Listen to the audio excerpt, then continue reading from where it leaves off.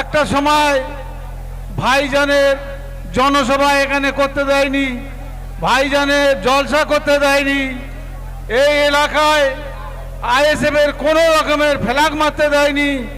আজকের এই ফ্ল্যাগ নিয়ে হুড়ুহুড়ি করছে আমাদের ছেলেরা। কেন? সেই হার মানার নেই যে হুকুম দিয়েছিল, আমাদেরকে মারার নিদান দিয়েছিল।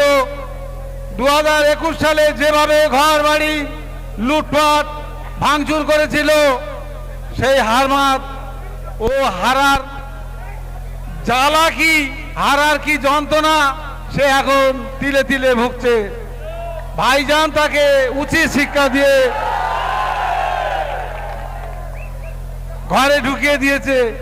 সে আবার ঘরে ঢুকে আবার ফোঁস ফোঁস করে আওয়াজ করছে, বার হওয়ার চেষ্টা করছে। আমাদের কর্মীরা যদি ওই শয়তান মোল্লা শয়তান আমাদের উপর যে বুলডোজার চালিয়েছিল, আমাদের মধ্যে অত্যাচার করেছিল, আজকে যদি সে আপনাদের সামনে এসে করজোরে ক্ষমা চেয়ে বলে আমি তোমাদের কাছে ক্ষমা চাইছি, আপনারা ক্ষমা দেবেন?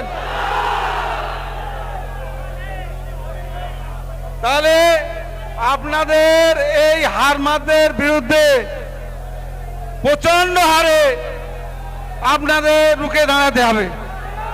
সবাই আমার সঙ্গে একমত? আমি আমার হাকিমুল বাবুর হাতে মাইক তুলে দিচ্ছি। আপনারা একটু শান্তশিষ্ট হয়ে একটু দাঁড়িয়ে যান। প্রচন্ড গরম, তার উপরে উত্তাপ। এই বলে আমি আমার সংক্ষিপ্ত বক্তব্য শেষ করছি।